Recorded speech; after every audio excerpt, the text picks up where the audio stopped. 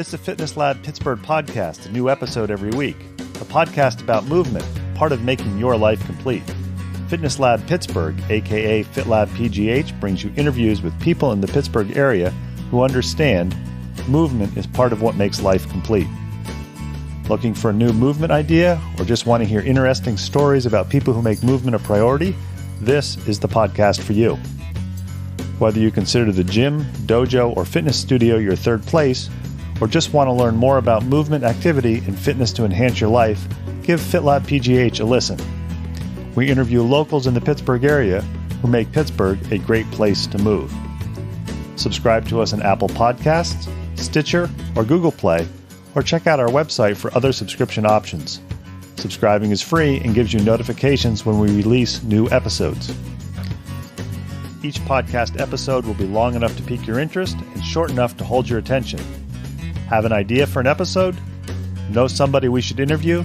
Or just want to connect with us? Drop us an email, fitlabpgh@gmail.com, or follow us on Twitter or Instagram at fitlabpgh. Already a fan of FitLabPGH? Check out our sister podcast, Moving to Live. Moving to Live is a podcast for movement professionals and amateur aficionados. Moving to Live offers weekly interviews with movement professionals featuring topics from career development to coaching tips and education resources to advice for parents of student athletes. We look forward to hearing from you, and we hope you enjoy our next interview, starting now.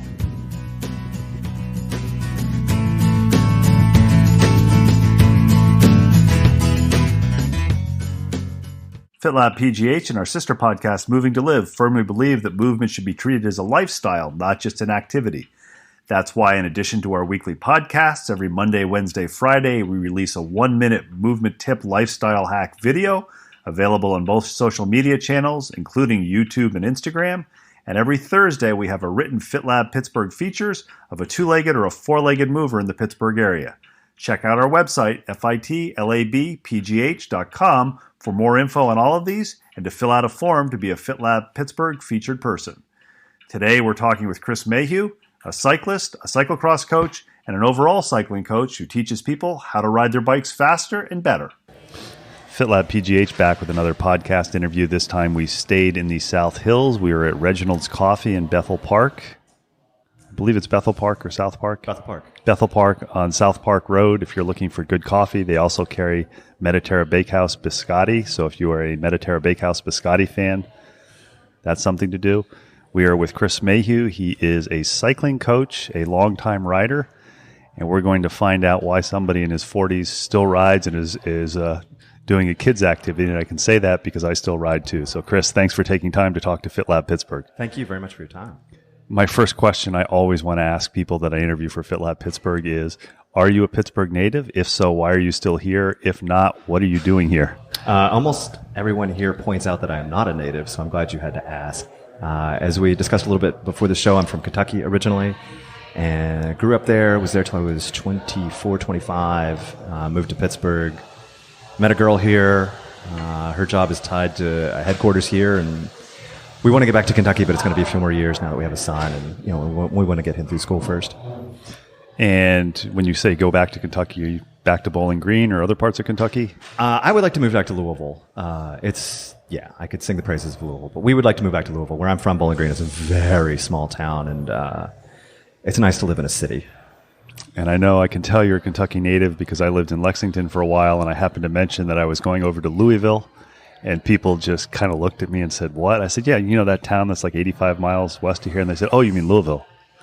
Yeah, there's actually, it's really neat, the board of, tourism board. They have their logo is the 5 different pronunciations of Louisville. So Louisville is acceptable, but from out of town. So they were trying to welcome you to Kentucky by helping you out, Louisville. And I'm also curious if you're looking forward to going back to Louisville because of the mountain bike place that's in a cave that I understand is there. Mega Caverns. Yeah, I believe that might be closed for renovations. I have never ridden there just because of the way things have worked out. I would really, really, really like to go and check it out. I've heard nothing but good. I had some friends that got in. Before it was open, actually, they got a little tour. It looks really great, but the riding in general in Louisville is really amazing. I know one of the things when I lived in Lexington, just the riding around there on the literally one lane, smoothly paved country roads were unbelievable. So if anybody out there is looking for a ride to do, not a race, they have the Bluegrass 100 every Memorial Day weekend around Lexington, which is just absolutely gorgeous. Yeah, it's gorgeous country around there. It's horse country, it's bourbon country, it's stunning. So I'm always curious when we interview people, were you an active kid growing up? And if you were active, was it because mom and dad were active also? Or was it because mom and dad, I know you and I are of a similar age, mom and dad said, just get out of the house and don't come back till dinner time because you're not watching TV. And when we were growing up, there weren't that many video games other than maybe Atari with stick figures. It's funny how much being pretty young shaped me in some regards. So my parents were pretty conservative, to put it nicely. Parents were pretty conservative, so I was really only allowed within within a few blocks of my house, honestly, in a little subdivision. But I had 80s kid, had a lot of friends in the neighborhood, so I'd ride to their house. We'd play whatever sport was going on at that season. So we played basketball, we played football, we played baseball. I was very, very bad at all three, comedically bad at all three, which left a scar. But this is insane. What we would do for cross training between the seasons or to prepare for our, street games was we would ride bikes. And so we would just ride bikes around the neighborhood. Nothing formal, nothing, anything. Just 80s kids on bikes like you see in Stranger Things or whatever. And that I really liked. I really liked that. It was freedom. It was exercise. I wasn't bad at it. And yeah, as Evan Robinson said in the podcast you had with him with Steady State, it's just freedom when you're that age. It's how you get around. It's how you see the world. It's how I got to see it unsupervised without my parents, under their thumb. And I know most of us who grow up in that range, we had a bike of some sort because mom and dad probably weren't going to drive us here and there. We probably weren't playing travel team sports.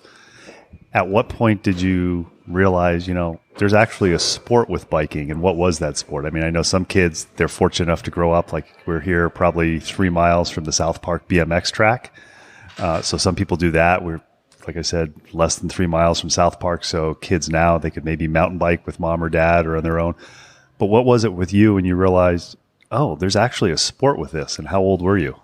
I don't remember exactly, which you would think that I would. But I came up under the Le Mans era. So I remember being aware of him being shot and, was he going to be able to ride the tour? What was the future? What was his sporting future? So I remember being really like a huge Le Mans fan, following his results. And then again, because it's the 80s, my dad would tape on VHS the 30 minutes, but really 10 or 20 with 10 minutes of commercials.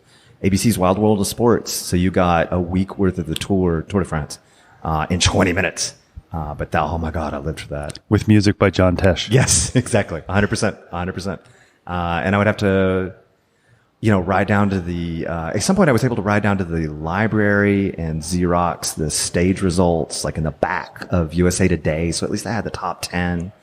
So that would have been 89, 90. So 7th grade, thereabouts. Been a fan ever since.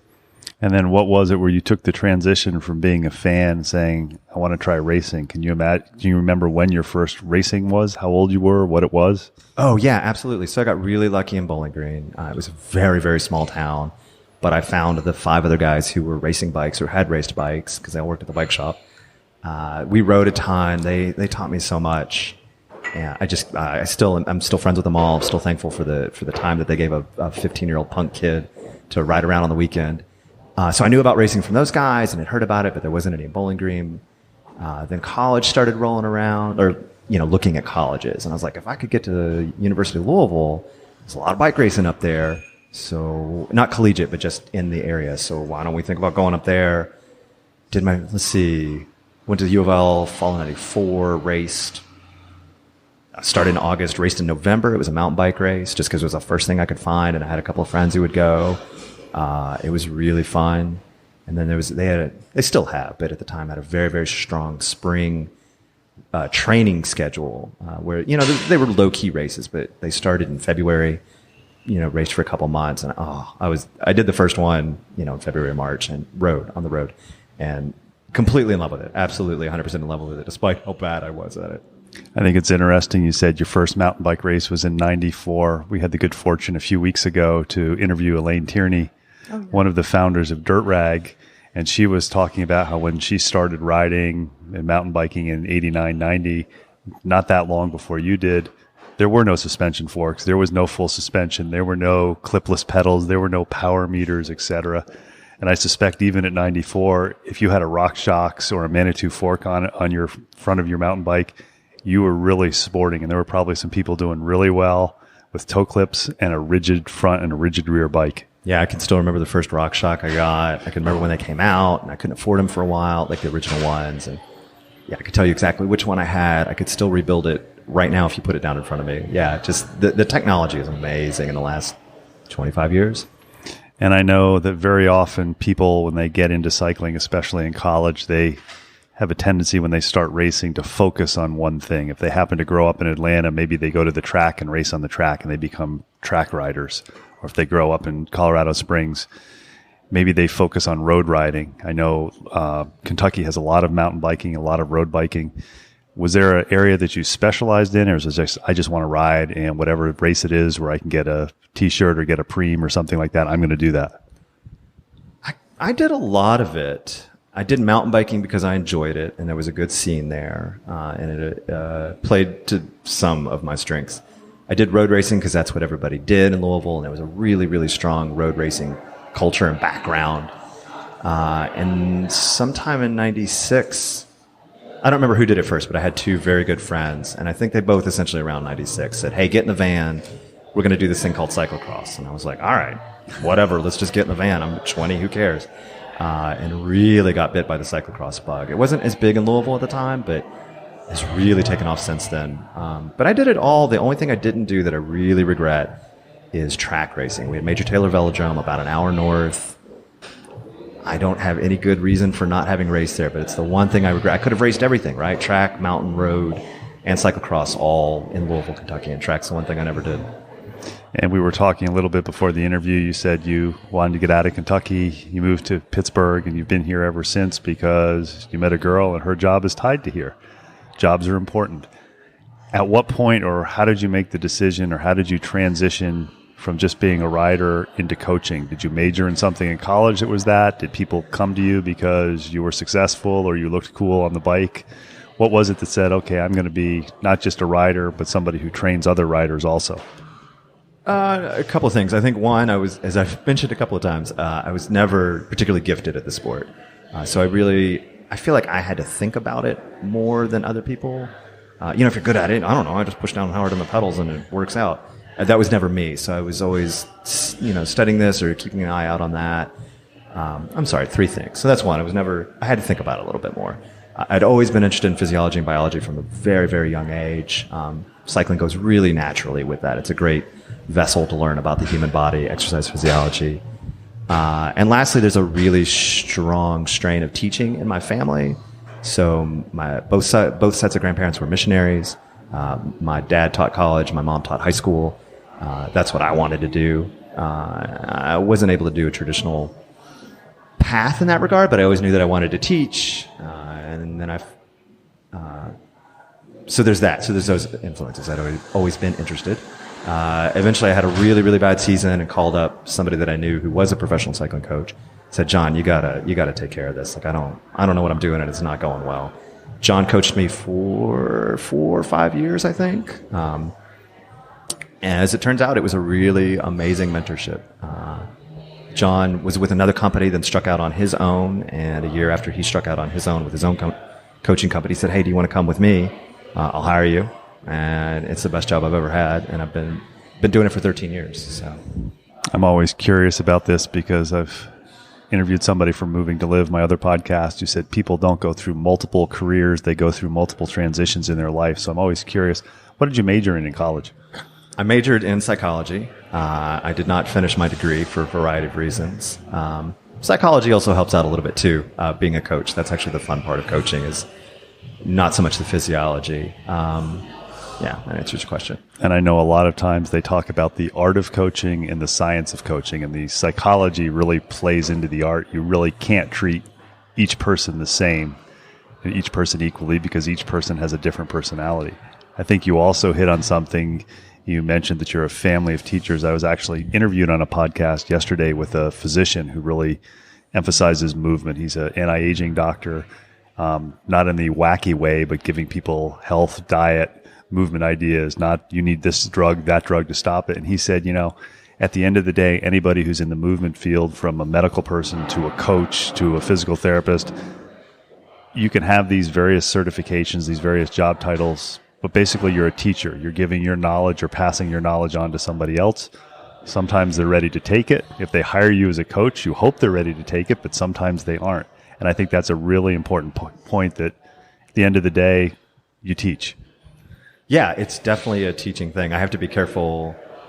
As you mentioned, there's different personalities, right? So some people honestly just want a program, and that's great. I'm happy to tell you what to do Monday through Friday on the bike.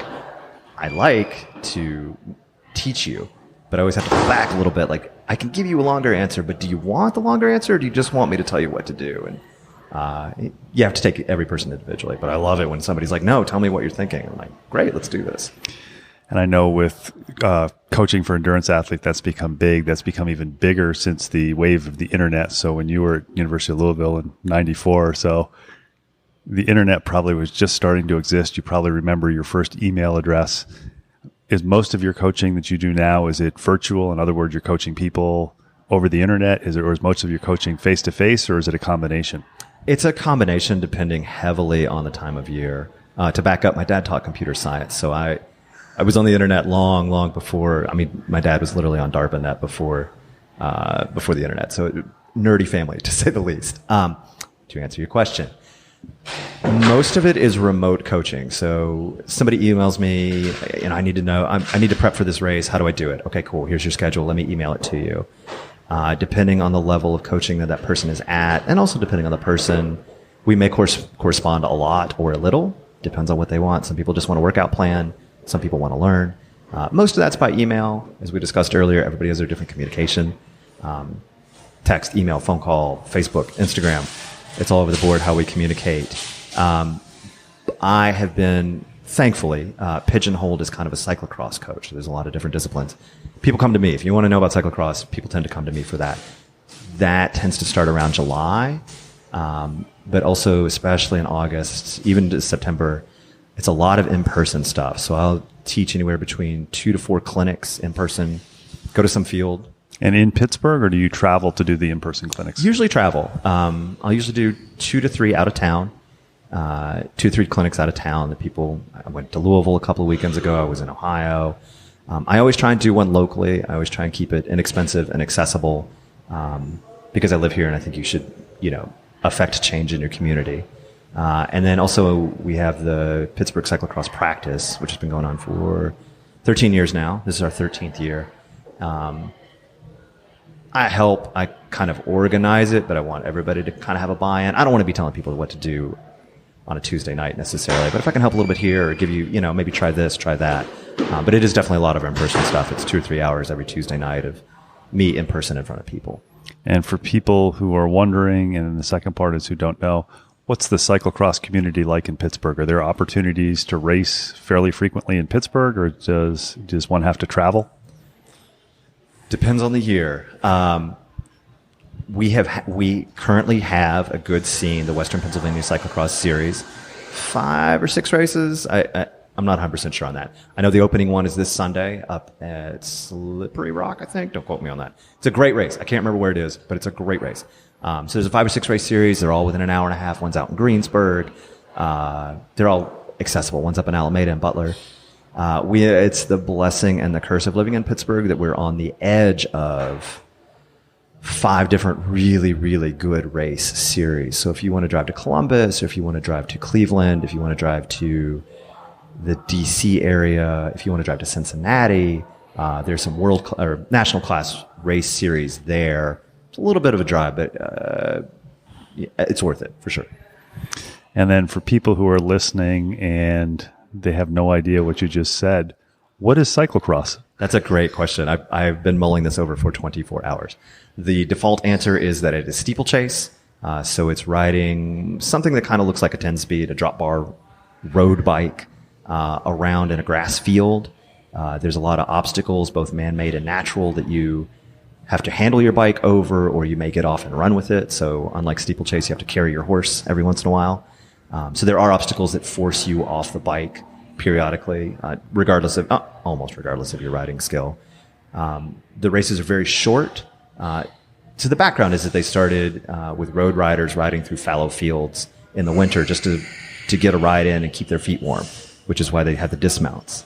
So just a little bit of running just to keep your feet warm. But the races are shorter because it's usually a little bit colder. So the races are either 30 minutes, 45 minutes, or an hour, depending on what level you're racing at. So very intense. They're very hard-paced. They're very active and physical. It's not like a Tour de France stage where it's 6 hours and maybe only the last hour is, televised and worth watching. And for somebody who maybe mountain bikes and is hearing this, you can actually, if I'm correct, do some cyclocross races on your mountain bike, or am I mistaken on that? No, I 100% encourage you to show up with whatever bike that you have. I started on a mountain bike because it was so long ago that there were really not cyclocross bikes, there was a cyclocross bike. There was a red line and that was it. And that was a lot of money. So I raced on a mountain bike for years. I encourage people to race on mountain bikes. People show up to my clinics all the time on mountain bikes. In some ways it works out because the technical stuff on a mountain bike is pretty benign. So you can rip through that stuff and maybe you don't get off your bike at all. It's the long, grassy, flat field sections where you have to kind of haul that mountain bike around that give a little bit of an edge to a cyclocross bike. But no, please show up on a mountain bike. I would love to see you. You've mentioned your clinic. Somebody's listening to this and they want to find out if there's any left for the year. How can they find out more information? And we'll also have this if there's links in the show notes. There aren't any more for the year, unfortunately. Any that I would do, when I say a clinic, we're talking a 4 to 8 hour day out in a field. So I'm kind of closed to that season for me. If you want to come to cyclocross practice, that'd be great. There's not a million, but there's a good show of people that you can learn from and kind of hang out with. I'm always happy to field questions. The other riders are happy to field questions. So it's every Tuesday night in Frick, either at, let's say 6:30 for right now. We have to move it as the time gets shorter, but Tuesday night, 6:30 at Frick, back behind Blue Slide Park a little bit. We're talking with Chris Mayhew. He is a cycling coach, and my understanding is you have also dabbled into the field or the activity of CrossFit. Yeah. Which, if you think about it, there's commonly you think CrossFit. I'm sure I'm insulting some of my friends who do CrossFit. So Joe Bauer, if you're listening to this, I apologize. You're thinking of meatheads, people who just go in the gym, work as hard as they can, and eat paleo. And I know that's all. I put about every single stereotype in there that I can. How did you find CrossFit exercise, and why do you continue to do it in addition to cycling? I will say that the paleo is right. How about that? My feeling is if you live in Pittsburgh, you need to have another activity. In Kentucky, I rode year round. I never, you don't even have to dress. The clothing you had to wear to ride in Kentucky is trivial compared to what you need to walk out your front door in February in Pittsburgh. So I think you need a second thing. We live really close to a CrossFit gym, so that kind of got me interested in it, just walking my son to school every day. A bunch of the moms that went to my son's school were like, hey, you should come over. So yeah, I think that's kind of where I got interested in it. I like just doing something different. I've been riding and racing bikes since 1990, so I've kind of done what I'm going to do at 43. I'm not an up-and-comer at 43, so I just needed a new challenge and something to learn about and a different way to approach physiology and biology and coaching and training and learning. So yeah, those are all the things that got me hooked into it. The thing that I've really learned about CrossFit, you think it's going to be a bunch of meatheads that are going to stuff you into a locker. That's not the case. That's not been at all my experience. There are gyms like that, but that's not been my experience. My experience is that most CrossFitters are some of the most positive, upbeat people that you will meet who are really focused on, whatever you want to call it, the journey or process oriented goals or whatever. It's a very mental game. And I know I've got a good friend who formerly owned a number of CrossFit gyms, now does fitness coaching. And his comment was there's like the hardcore CrossFit people or the hardcore CrossFit gyms where the goal is we want to tell you how many people we qualify for nationals or regionals each year.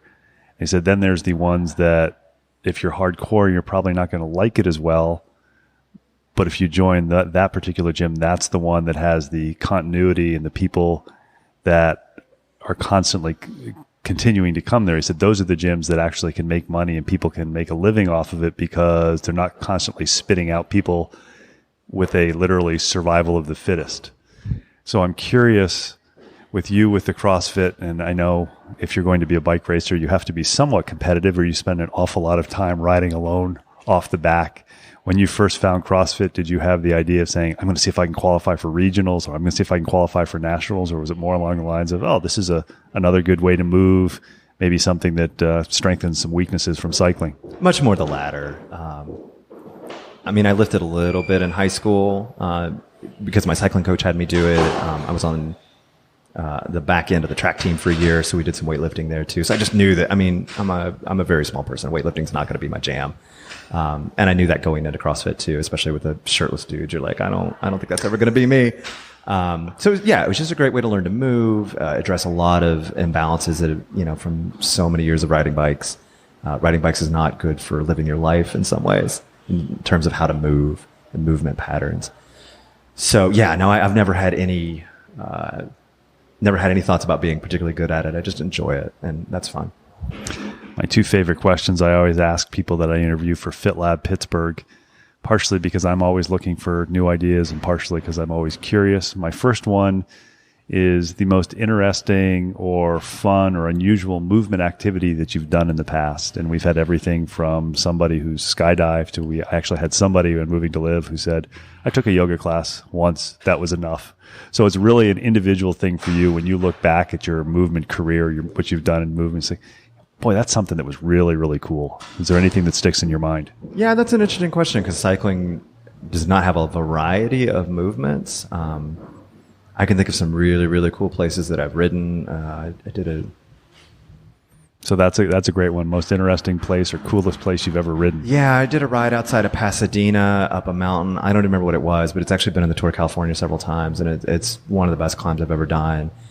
It's funny, there's an event in New Hampshire where they climb Mount Washington, not up Sycamore. It's a 13.7% grade for 7 miles. It took me about an hour to do. And part of it, I believe, is on gravel, heavy wind. Yeah, yes, to both of those. Several dirt sections, very, very high winds. That's one of the coolest things I've ever done. I'm proud of that one. Yeah. Opposite end of the spectrum, something, I know some people like to use the term bucket list. Other people just like to, something that's in your mind. This is something I'm going to go either someplace I'm going to ride my bike or some movement activity. Maybe you're going to take your son or go with your wife or convince one of your athletes or riding buddies, something you're going to do in the future. We were just in Colorado. I'd never been before, so my family. We went to Colorado back in July. Filled up a whole notebook full of things I want to go back and do. Which part of Colorado? We were in the Front Range, so we spent about 3 days in 3 different towns, mainly with friends. But you're looking at the mountains every day, and every day I thought, man, I'd like to be at the top of that mountain somehow, hike it or ride it or mountain bike up it. That was a whole list of things I want to do. I've always wanted to do some climbs in France. My entire knowledge of geography in France is from the Tour de France. So I'd like to go, there's the Izoard, the Ventoux, Alpe d'Huez. There's a million climbs I'd like to do there. Those are the main things. I've done most of what I wanted to do. And we have to add with the Tour de France, for those people who are cycling weenies and will give you a hard time, Chris recognizes that not all of the stages in the Tour de France are in France. Some of them are in other countries some years.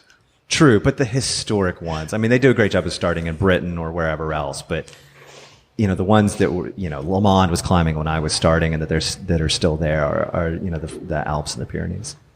We've had the good fortune to be talking with Chris Mayhew. He is a lifetime mover, a cycling coach, specifically concentrating on cyclocross. We'll have extensive show notes, so if you're looking for a cycling coach, if you're looking to learn more about cyclocross in the Pittsburgh area, Chris is your guy. Chris, thanks for taking time to meet us in a new coffee shop and talk cycling and movement. Absolutely. Thank you for your time, and thank you for introducing me to this amazing coffee shop.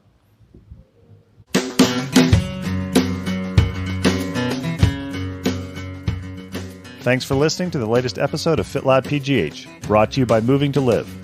Intro and exit music is Marathon Man by Jason Shaw. Check out the show notes for contact info for our latest guests, links to other information mentioned in the episode, and links to our sister podcast, Moving to Live. Moving to Live is a podcast about movement and exercise for professionals and amateur aficionados. Moving to Live offers topics from career development to coaching tips and education resources to advice for parents of student athletes. You can subscribe to us on Apple Podcasts, Stitcher, or Google Play, or check out our website for other subscription options. Your free subscription gets you notified when we release a new episode. Questions, comments, suggestions? Email us at fitlabpgh@gmail.com or follow us on Twitter and Instagram at fitlabpgh and like us on Facebook. If you enjoy our podcasts, please tell your friends about us and consider leaving us a review on Apple Podcasts. Make FitLabPGH a go-to place to learn more about movement in the Pittsburgh area. Until next time, keep on moving.